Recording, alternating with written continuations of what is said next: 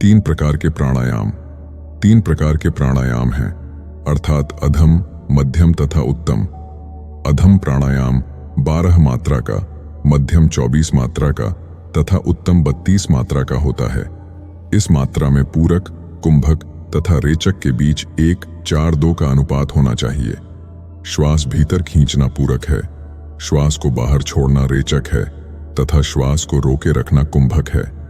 यदि आप 12 मात्रा तक श्वास खींचते हैं तो आपको 48 मात्रा तक कुंभक करना चाहिए और रेचक के लिए 24 मात्रा का समय होना चाहिए। यह अधम प्राणायाम के लिए है। इसी प्रकार अन्य 2 प्रकारों को भी समझ लेना चाहिए। सर्वप्रथम 1 महीने तक अधम प्राणायाम का अभ्यास करना चाहिए, तब 3 महीने तक मध्यम का अभ्यास करना चाहिए, तदुपरांत उत्तम का अभ्यास करना चाहिए। आसन पर बैठते ही गुरु तथा गणेश को नमस्कार कीजिए। प्रातः सवेरे 4 बजे, 10 बजे दिन, सायं 5 बजे तथा रात्रि के 10 अथवा 12 बजे अभ्यास के लिए उपयुक्त समय है। अभ्यास में प्रगति करने पर आपको 320 प्राणायाम नित्य प्रति करने चाहिए। सगर्भ प्राणायाम वह है जिसमें गायत्री अथवा ओम में से किसी एक मंत्र का मानसिक जप किया जाए। अगर्भ प्राणायाम में जप नहीं करते। सगर्भ प्राणायाम अगर्भ प्राणायाम से 100 गुना अधिक शक्तिशाली है। साधक के प्रयत्न की उग्रता पर ही प्राणायाम की सिद्धि अवलंबित है। परम असाह, साहस तथा दृढ़ता वाला अभ्यासी 6 महीने में सिद्धि प्राप्त कर सकता है, परंतु तंद्रा एवं आलस्य से युक्त लापरवाह साधक 8 या 10 वर्षों में भी कुछ उन्नति नहीं कर पाता। आगे बढ़ते जाइए। धैर्य, श्रद्धा, विश्वास, आशा, रुचि तथा सावधानी पूर्वक अध्यवसाय कीजिए। आप अवश्य ही सफल होंगे। कदापि निराश न होइए। वेदांतिक कुंभक। विक्षेप रहित होकर शांत मन साधक को प्राणायाम का अभ्यास करना चाहिए। श्वास प्रश्वास को बंद कर लेना चाहिए। साधक को एकमात्र ब्रह्म पर ही निर्भर होना चाहिए। वही जीवन का परम लक्ष्य है। सारी बाह्य वस्तुओं का परित्याग करना ही रेचक कहा गया है। शास्त्रों के आध्यात्मिक ज्ञान को आत्मसात करना ही पूरक है। ऐसे ज्ञान को अपने में बनाए रखना ही कुंभक है। चित्त को इस तरह अभ्यास में लगाए रखने वाला व्यक्ति मुक्त है। इसमें किसी प्रकार का संदेह नहीं है। कुंभक के द्वारा ही मन को सदा ऊपर उठाना चाहिए। कुंभक द्वारा ही मन को ज्ञान से पूरित करना चाहिए। कुंभक द्वारा ही कुंभक पर दृढ़ अधिकार किया जाता है। इसी में परम शिव का निवास है। सर्वप्रथम इस तरह के अभ्यास से ब्रह्म ग्रंथि में एक छिद्र अथवा मार्ग का प्रादुर्भाव होता है। ब्रह्म ग्रंथि का भेदन कर साधक विष्णु ग्रंथि का भेदन करता है, तब वह रुद्र ग्रंथि का भेदन करता है। तब योगी अनेक जन्मों के पुण्य से, गुरु तथा देवताओं की कृपा से और योगाभ्यास के द्वारा मुक्ति प्राप्त कर लेता है। नाड़ी शोधन प्राणायाम। यदि नाड़ियां मल से पूर्ण हैं तो वायु उनमें प्रवेश नहीं कर सकती। अतः सर्वप्रथम उन्हें शुद्ध बनाना चाहिए और तदनंतर प्राणायाम का अभ्यास करना चाहिए।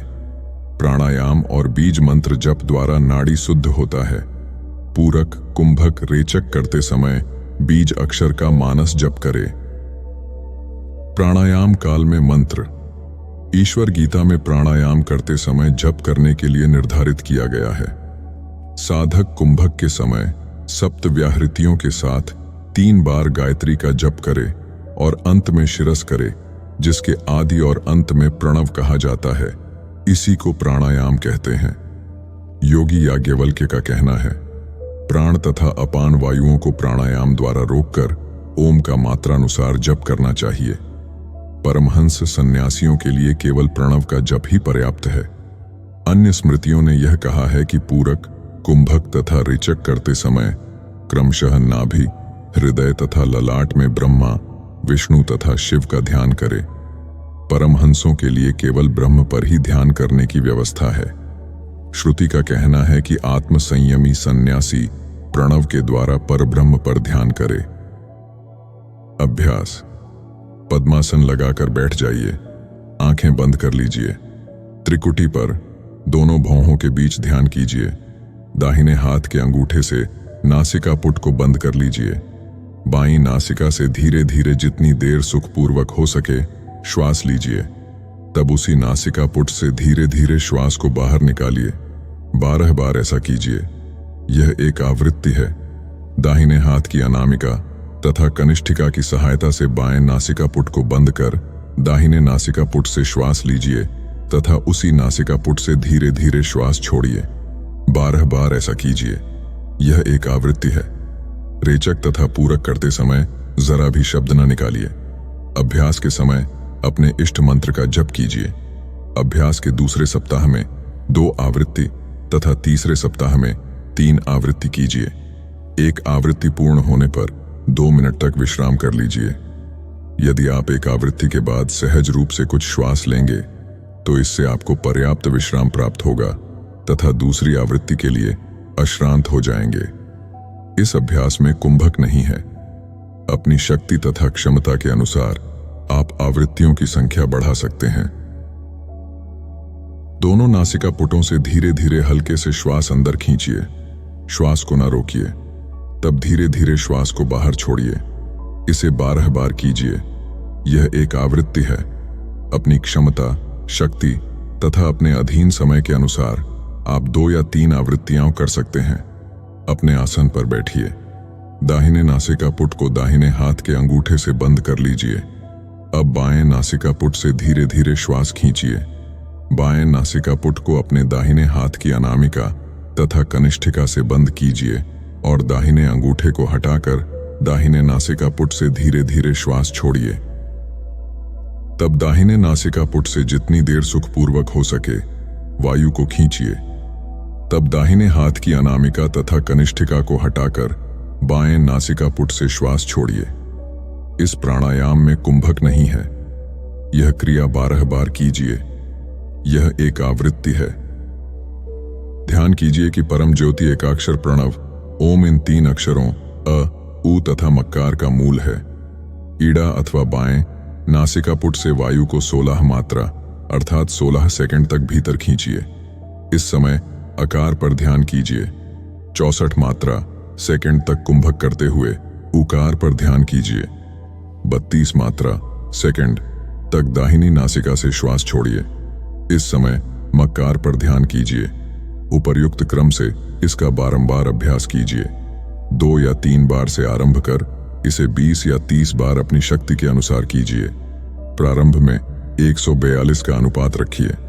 धीरे धीरे निरंतर 16, 64, 32 के अनुपात तक बढ़ा ले जाइए। गहरी श्वास का अभ्यास। प्रत्येक गहरी श्वास लेने में नासिका द्वारा अधिक से अधिक मात्रा में वायु पेट में भरी जाती है और नासिका द्वारा ही गहरे तथा स्थिर प्रश्वास से वायु निकाल दी जाती है। जितना हो सके धीरे धीरे श्वास अंदर खींचिए। धीरे धीरे जितना हो सके प्रश्वास बाहर निकालिए। पूरक के समय निम्नांकित नियमों का पालन कीजिए। खड़े हो जाइए। हाथों को कमर पर रखिए। कुहनियां बाहर की ओर रहें। बलपूर्वक उलटी न रखें। आराम पूर्वक खड़े रहिए। छाती को सीधे ऊपर की तरफ ऊंचा कीजिए। हाथों से नितंब अस्थियों को नीचे की ओर दबाए रखिए। ऐसा करने से निर्वात स्थान का निर्माण होगा। फलस्वरूप वायु स्वतः ही भीतर प्रवेश करेगी। नासारंध्रों को खुला रखिए। नाक को चूषण पंप की तरह प्रयोग न कीजिए। नाक श्वास प्रश्वास के वायु के आने जाने का निष्क्रिय मार्ग रहे। श्वास प्रश्वास के समय किसी तरह का शब्द न कीजिए। याद रखिए कि ठीक श्वास क्रिया में शब्द नहीं होता। धड़ का सारा ऊपरी भाग बिल्कुल फैला कर रखिए। छाती के ऊपरी भाग को छापाकार झुकाकर तंग न बनाइए। उदर को सहज रूप से ढीला रखिए। सिर को अधिक पीछे की ओर न मोड़िए। उदर को भीतर की ओर न खींचिए। कंधों को बलपूर्वक पीछे की ओर न झुकाइए। कंधों को ऊपर उठाइए। श्वास छोड़ते समय निम्नांकित नियमों का सावधानी पूर्वक पालन कीजिए। श्वास निकालते समय पसलियों और धड़ का सारा ऊपरी भाग शणय शणय स्वतः सिकुड़ता जाए। नीचे की पसलियां तथा उदर को ऊपर की ओर धीरे धीरे खींचते जाइए। शरीर को अधिक आगे न झुकाइए। छाती को छापाकार न होने दीजिए। सिर, ग्रीवा तथा धड़ को एक सीध में रखिए। छाती को सिकोड़िए। मुंह से श्वास को न निकालिए। बिना किसी शब्द के धीरे धीरे श्वास छोड़िए। श्वास लेने वाली पेशियों को जरा सा ढीला करते ही प्रश्वास स्वतः होने लगता है। छाती अपने ही भार से स्वतः बैठने लगती है तथा नासिका से वायु को निष्कासित करती है। प्रारंभ में श्वास लेने के अनंतर कुंभक न कीजिए। श्वास लेने के बाद तुरंत श्वास निकालना आरंभ कर दीजिए। अपने अभ्यास में पर्याप्त आगे बढ़ जाने पर आप अपनी शक्ति तथा सामर्थ्य के अनुसार अपने श्वास को 5 सेकंड से 1 मिनट तक रोक सकते हैं। 3. गहरे श्वास प्रश्वासों के अनंतर आप थोड़ा आराम कर लें। कतिपय सामान्य श्वास लेकर श्वसन विराम लें, तब दूसरी आवृत्ति आरंभ करें। विराम के समय हाथों को कमर पर रख शरीर ढीला रखिए। साधक की शक्ति के अनुसार आवृत्तियों की संख्या निर्धारित की जा सकती है। 3 या 4 आवृत्तियां कीजिए तथा प्रति सप्ताह 1 आवृत्ति बढ़ाते जाइए। गंभीर श्वास लेना प्राणायाम का ही एक प्रकार है। गहरे श्वास लेने मात्र से कैंसर और सिर दर्द जैसे बीमारी ठीक हो सकते हैं, और जो ध्यानपूर्वक गहरे श्वास लेता है, कोई भी बीमारी होने की संभावना बहुत ही कम है। कुंडलिनी जागरण के लिए प्राणायाम। निम्नांकित अभ्यास को करते समय मूलाधार चक्र पर धारणा कीजिए। यह चक्र मेरुदंड के मूल में गुदा के निकट त्रिकोण के आकार का है। यही कुंडलिनी शक्ति का स्थान है। दाहिने नासिका पुट को दाहिने हाथ के अंगूठे से बंद कर डालिए। 3 बार ओम का उच्चारण करते हुए बाएं नासिका पुट से श्वास लीजिए।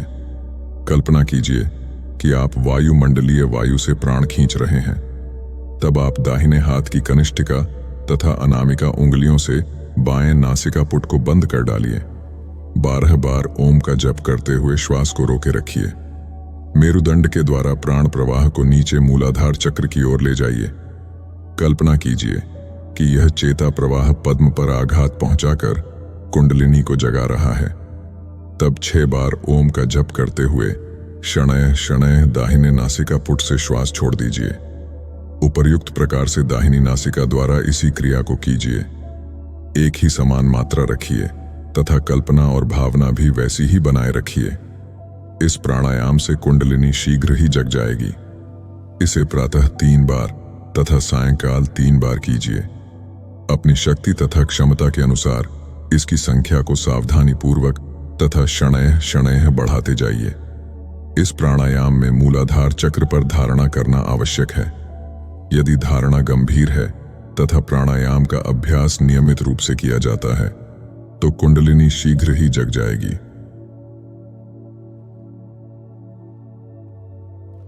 प्राण, मन तथा वीर्य का एक संबंध है। यदि आप मन को वश में कर लें, तो प्राण तथा वीर्य स्वतः ही नियंत्रित हो जाएंगे। यदि आप प्राण को वश में कर लें, तो मन तथा वीर्य स्वतः ही नियंत्रित हो जाएंगे। यदि आप 12 वर्षों तक अखंड ब्रह्मचारी रहें, एक बूंद भी वीर्यपात न होने दें, तो मन तथा प्राण स्वतः ही वशीभूत हो जाएंगे। जिस तरह वायु तथा अग्नि में संबंध है, उसी तरह प्राण तथा मन में संबंध है। वायु अग्नि को प्रदीप्त करती है, प्राण भी मन को प्रदीप्त करता है। वायु न रहने पर ज्योति स्थिर हो जाती है, प्राण के न रहने पर मन भी स्थिर हो जाता है। हठयोगी प्राण को वशीभूत कर ब्रह्म को पहुंचते हैं। राजयोगी मन को वशीभूत कर ब्रह्म साक्षात्कार करते हैं। शवासन में प्राणायाम। पीठ के बल शिथिल होकर कंबल के ऊपर लेट जाइए। हाथों को बगल में भूमि पर रखिए तथा पैरों को सीधे रखिए। एड़ियां सटी रहें, पर अंगूठे कुछ दूरी पर रहें। सारी मांसपेशियों तथा स्नायुओं को ढीला छोड़ दीजिए। जो बहुत दुर्बल हैं, वे भूमि अथवा चारपाई पर लेटकर इस प्राणायाम का अभ्यास कर सकते हैं। दोनों नासिका पुटों से बिना किसी शब्द के धीरे धीरे श्वास खींचिए। जितनी देर सुखपूर्वक हो सके उसे रोकिए और तब दोनों नासिका पुटों से धीरे धीरे श्वास बाहर निकालिए। इस क्रिया को 12 बार प्रातः तथा 12 बार सायं कीजिए। अभ्यास के समय ओम का मानसिक जप कीजिए। यदि आप चाहें तो सुखपूर्वक प्राणायाम को भी इस आसन में कर सकते हैं। यह आसन प्राणायाम ध्यान तथा विश्राम का समन्वय है। यह केवल शरीर को ही नहीं वरन मन को भी आराम देता है। यह आराम शांति तथा सुख प्रदान करता है। यह वृद्ध व्यक्तियों के लिए बहुत ही उपयुक्त है। सूर्य भेद। पद्मासन अथवा सिद्धासन में बैठ जाइए। आंखें बंद कर लीजिए। दाहिने हाथ की अनामिका तथा कनिष्ठिका से वाम नासिका पुट को बंद रखिए। बिना किसी प्रकार का शब्द किए हुए आराम पूर्वक दाहिने नासिका पुट से धीरे धीरे श्वास खींचिए। तब दाहिने हाथ के अंगूठे दाहिने नासिका पुट को बंद कर जालंधर बंध लगाकर ठुड्डी को छाती से दबाकर दृढ़ता पूर्वक रखते हुए श्वास को रोकिए। श्वास को तब तक रोके रखिए जब तक कि पसीना नाखून के किनारे तथा बालों से न निकलने लगे। आरंभ में ही आप इस अवस्था को नहीं पहुंच सकते। आपको कुंभक का समय शनय शनय बढ़ाना होगा। यह सूर्य भेद कुंभक के अभ्यास की चरम सीमा है। दाहिने नासिका पुट को अंगूठे से बंद कर वाम नासिका पुट से बिना शब्द के धीरे धीरे श्वास छोड़िए। पूरक, कुंभक तथा रेचक के समय ओम का मानसिक जप कीजिए। रोके हुए श्वास को बलपूर्वक ऊपर की ओर ले जाकर कपाल को शुद्ध करते हुए बाहर निकालिए। इस प्राणायाम का अभ्यास बारंबार करना चाहिए। यह मस्तिष्क को शुद्ध करता है, आंत के कीड़ों को मारता है तथा वायु के आधिक्य से उत्पन्न रोगों को दूर करता है। यह वायु से उत्पन्न 4 प्रकार के दोषों को दूर करता है तथा वातरोग को ठीक करता है। यह नासाकोप, शिरपीड़ा तथा विविध प्रकार के वातशूलों का निवारण करता है। ललाट कोटर में पाए जाने वाले कीड़ों को दूर करता है। यह जरा मृत्यु को नष्ट करता, कुंडलिनी शक्ति को जागृत करता तथा जठराग्नि प्रदीप्त करता है।